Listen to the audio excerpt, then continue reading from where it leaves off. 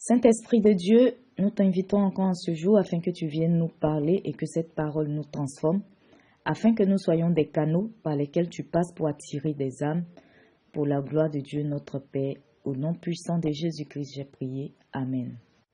Famille en Christ, bonjour ou bonsoir, tout dépendra de l'heure à laquelle vous allez suivre cette vidéo.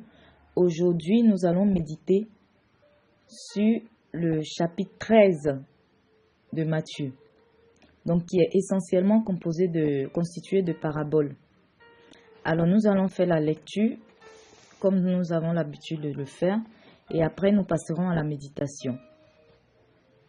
Donc la première parabole, donc les paraboles du royaume, c'est ça le titre. Voilà, et la première, c'est la parabole du semeur.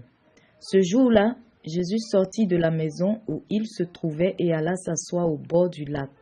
Autour de lui, la foule se rassembla, si nombreuse qu'il dut monter dans un bateau, il s'assit. La foule se tenait sur le rivage. Il prit la parole et leur exposa bien des choses sous forme de paraboles. Il leur dit: Un semeur sortit pour s'aimer. Alors qu'il répandait sa sémence, des grains tombèrent au bord du chemin. Les oiseaux vinrent et les mangèrent. D'autres tombèrent sur un sol rocailleux, et il n'en trouva qu'une mince couche de terre. Il levait rapidement parce que la terre n'était pas profonde. Mais quand le soleil fut monté haut dans le ciel, les petits plants furent vite brûlés et comme ils n'avaient pas vraiment pris racine, ils séchèrent. D'autres grains tombèrent parmi les ronces. Celles-ci grandirent et étouffèrent les jeunes pousses. D'autres grains enfin tombèrent sur la bonne terre et donnèrent du fruit avec un rendement de 100, 60 ou 30 pour un.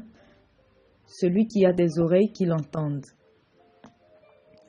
Alors ses disciples s'approchèrent et lui demandèrent: Pourquoi te sers-tu de paraboles pour leur parler?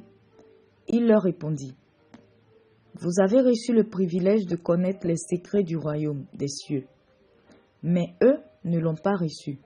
Car à celui qui a, on donnera encore, jusqu'à ce qu'il soit dans l'abondance, mais à celui qui n'en a pas, on ôtera même ce qu'il a.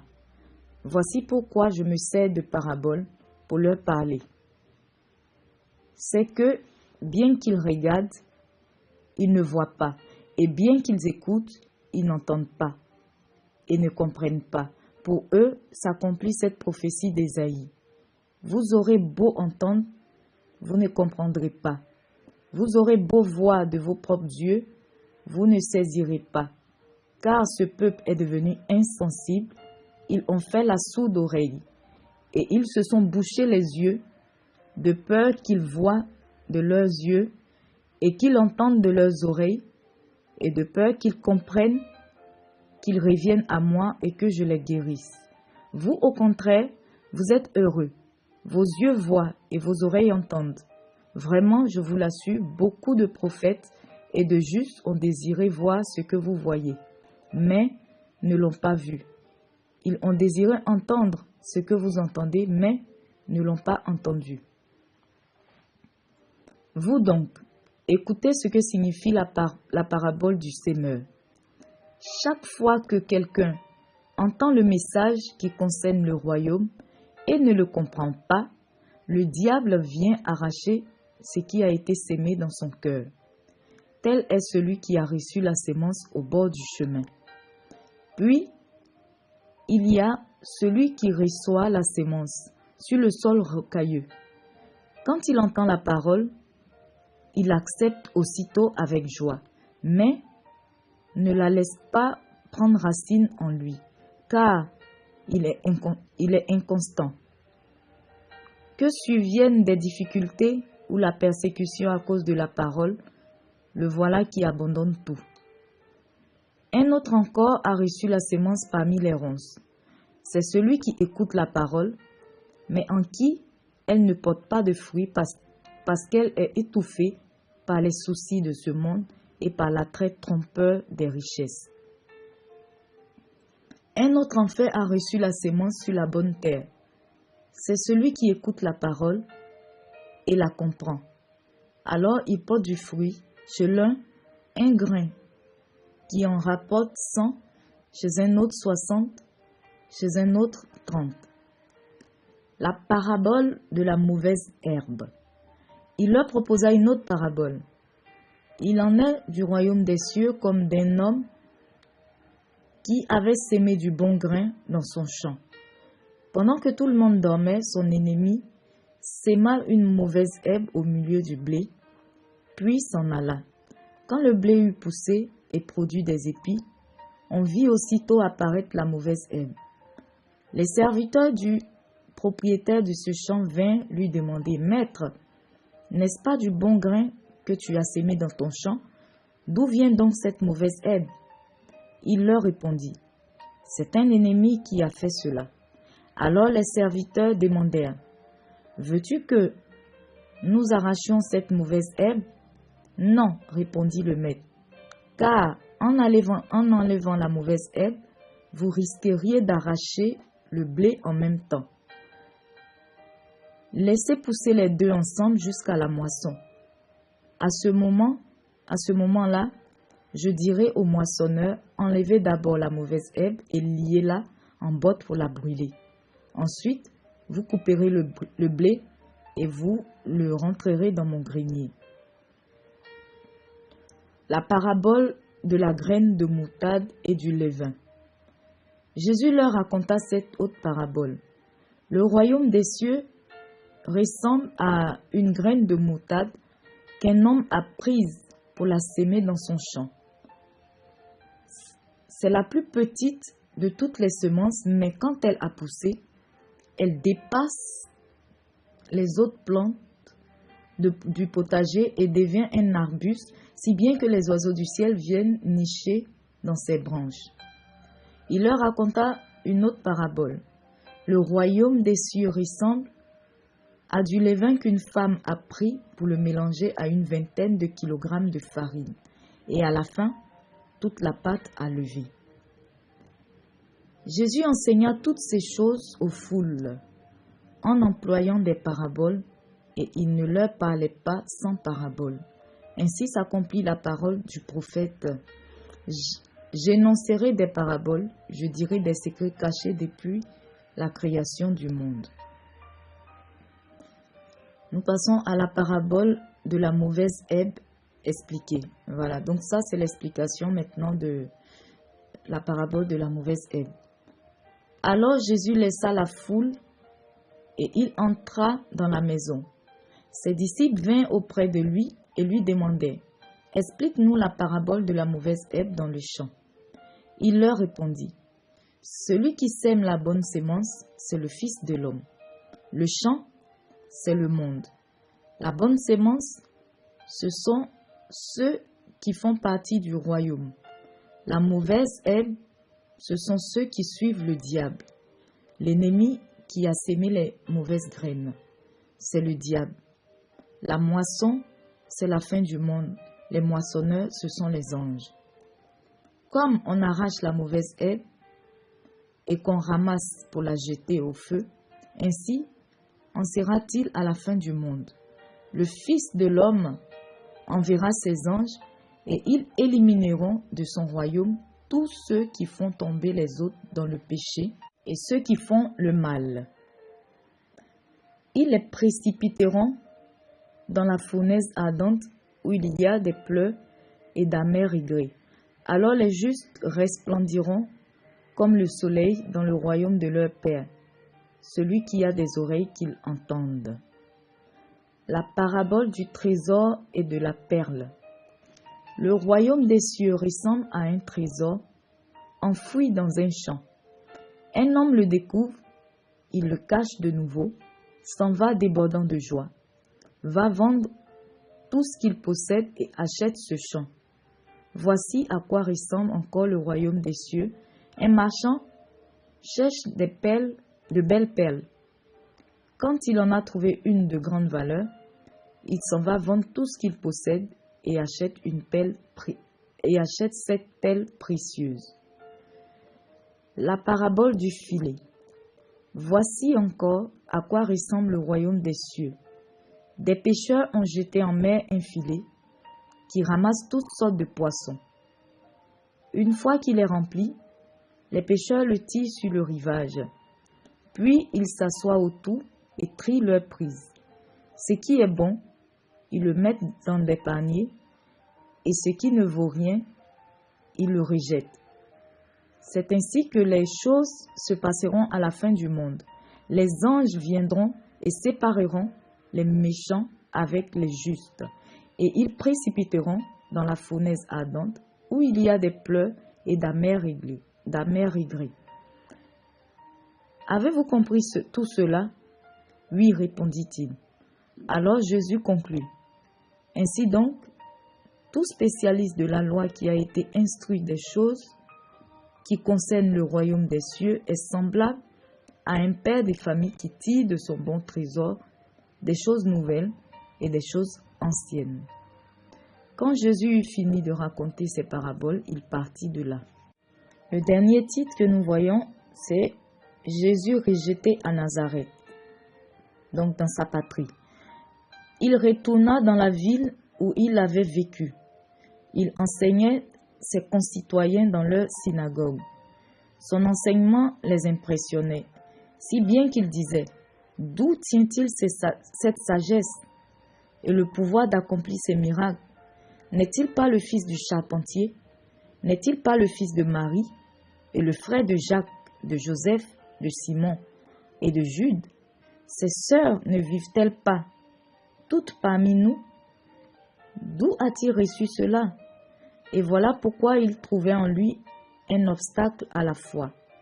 Alors Jésus leur dit, c'est seulement dans sa patrie et dans sa propre famille que l'on refuse d'honorer un prophète. Aussi ne fit-il que peu de miracles à cause de leur incrédulité. Bouclant ainsi le chapitre 13 de Matthieu. Donc sans plus tarder, nous passons à la méditation. Nous allons commencer par les chapitres 10 à 15. Dans ces textes, Jésus explique que plusieurs personnes peuvent être en contact avec l'Évangile, mais n'auront pas les mêmes réactions. Celles qui vont accepter cette bonne nouvelle seront remplies d'avantages car elles acquerront de plus en plus de connaissances concernant le royaume des cieux. Par contre, les personnes qui ont décidé de prendre ce qu'elles ont entendu juste comme une information, sans plus, il ne leur restera rien de ce qu'elles ont entendu car elles continueront dans leurs mauvaises habitudes et finiront par oublier au lieu de fructifier ce qui leur avait été dit. Donc, nous pouvons voir ici que seules les personnes disposées peuvent reconnaître les choses de Dieu et en profiter. Dans les versets 16 à 17, Jésus parle à ses disciples, mais on pourrait aussi inclure les gens de cette époque qui ont le privilège de vivre ce qui avait été annoncé par les prophètes, donc la venue du Messie Jésus. Les prophètes l'ont juste annoncé, mais n'étaient plus là pour vivre cette époque avec Jésus.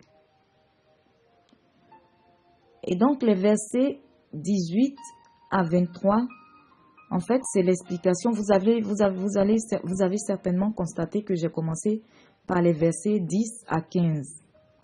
Voilà, je n'ai pas commencé par le début. Donc, les versets 18 à 23, c'est juste l'explication de la première parabole. Donc, des versets 3 à 9. Vu que c'est déjà clairement expliqué, voilà, il n'y avait plus grand-chose à dire. C'est la raison pour laquelle je ne me suis pas attardée dessus, parce qu'il y a eu la parabole et il y a eu ensuite l'explication. Donc, je répète, les versets 18 à 23, ce sont les explications des paraboles des versets 3 à 9. Et les versets 31 à 32 nous montrent que les choses du royaume de Dieu ne frappent pas aux yeux d'un coup, mais ce sont des choses qui se font par étapes. On pourrait aussi comprendre cette parabole de cette manière. Donc, on pourrait dire que l'homme ici, c'est Jésus. La graine de moutarde, c'est son enseignement et le champ, c'est nous. Donc lorsque nous avons reçu l'évangile de Jésus et que cet évangile nous transforme, nous devenons des bénédictions pour plusieurs personnes auxquelles nous apportons aussi cet évangile. Et dans le verset 33,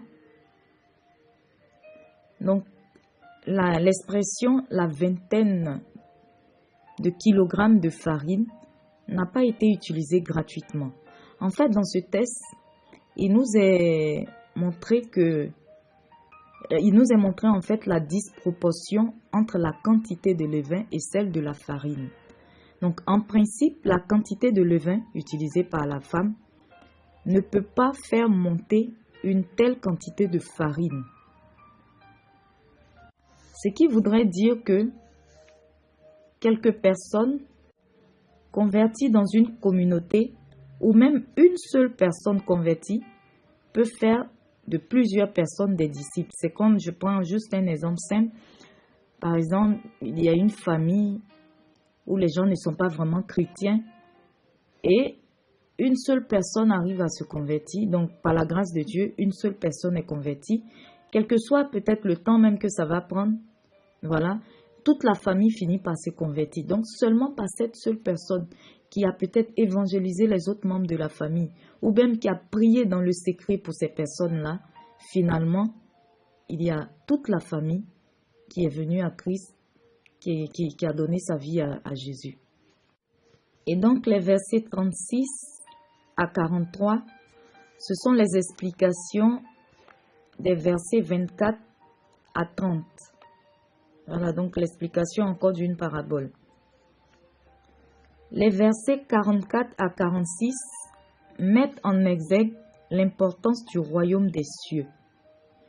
Lorsque nous le trouvons par l'évangile de Christ, nous devons en faire notre priorité, étant même capables de tout abandonner pour appartenir à celui-ci, donc au royaume.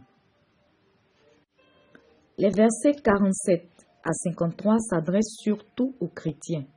En effet, il ne s'agit pas d'être chrétien ou de partir à l'église pour prétendre être sauvé, car seront jugés nos actes. Donc ces versets contredisent la thèse selon laquelle on ne peut jamais perdre son salut et nous montrent que les chrétiens seront aussi jugés. Donc nous ne devons pas nous tromper sur ce sujet-là, parce que Jésus a dit que c'est celui qui va persévérer jusqu'à la fin, voilà, qui sera sauvé, qui recevra la couronne. Donc, une chose est de donner sa vie à Jésus, une chose est d'être zélé pour un moment, mais il faudrait que nous gardons ce zèle-là jusqu'à la fin, parce que il est dit, je ne me souviens plus trop des références, mais il est dit, si tu n'es ni chaud ni froid, je te vomirai. Voilà. Donc, nous devons être zélés. Lorsqu'on décide de donner sa vie à Christ, nous devons garder cette foi-là, marcher selon ses enseignements jusqu'à la fin, à notre fin. Même si Jésus ne vient pas, nous pouvons savoir que nous-mêmes, c'est nous qui pouvons quitter la terre avant. Donc, pour faciliter encore la compréhension de ces versets-là, on pourrait dire, les pécheurs, ce sont Jésus et ses anges. Le filet, c'est l'évangile. Et les poissons, c'est nous qui avons décidé de devenir chrétiens. Parce que là, nous avons constaté, nous avons remarqué que le filet, il a été jeté, c'est-à-dire l'évangile a été annoncé à plusieurs personnes. Il y a plusieurs personnes qui ont décidé de donner leur vie à Christ. Donc là, il ne s'agit pas vraiment des gens de dehors, des gens qui n'ont jamais peut-être connu l'évangile, ou bien des gens qui n'ont jamais donné leur vie à Christ. Parce que tous étaient dans le même filet, et c'est dans ce même filet que le tri a été fait. Donc pour continuer, je disais que les poissons, c'était nous qui avons décidé de devenir chrétiens, de donner notre vie à Christ, et après avoir entendu la bonne nouvelle. Mais à la fin des temps, Jésus et ses anges feront le tri entre les chrétiens qui ont suivi ces enseignements et les chrétiens qui ont agi comme bon leur semblait. Et ces derniers seront jetés en enfer. Et donc, le dernier virage, dans les versets 55 à 58, Jésus n'a pas fait assez de miracles parmi les siens à cause de leur incrédulité. Au lieu de se focaliser sur ses enseignements et sur ce qu'il fait et en profiter, ils ont préféré s'attarder sur ses origines. Et c'est souvent l'erreur aussi que nous commettons. Lorsque nous connaissons les origines d'une personne, son passé, ou que nous avons été proches, ou même que nous sommes proches de cette personne, nous avons tendance à nous attarder sur ce que nous savons d'elle au lieu de faire plutôt attention à la transformation qui s'est opérée en elle, mettant ainsi en doute la capacité de Dieu à pouvoir transformer une personne. Nous avons cette facilité-là de croire plus et facilement et de nous laisser même diriger par des personnes dont nous ne savons rien d'avant leur conversion. Nous devons donc nous devons savoir également que Dieu, il n'appelle pas les qualifiés, mais il qualifie ceux qu'il appelle. Et il choisit qui il veut pour son œuvre. C'est seulement lui qui connaît ses critères de sélection. Alors, nous devons faire très attention, car nous ne savons pas par qui Dieu peut exaucer nos prières. Cette méditation s'achève ainsi sur ces lignes. Et je profite pour remercier toutes ces personnes qui me soutiennent, qui partagent mes publications, qui réagissent. Voilà, que Dieu vous bénisse.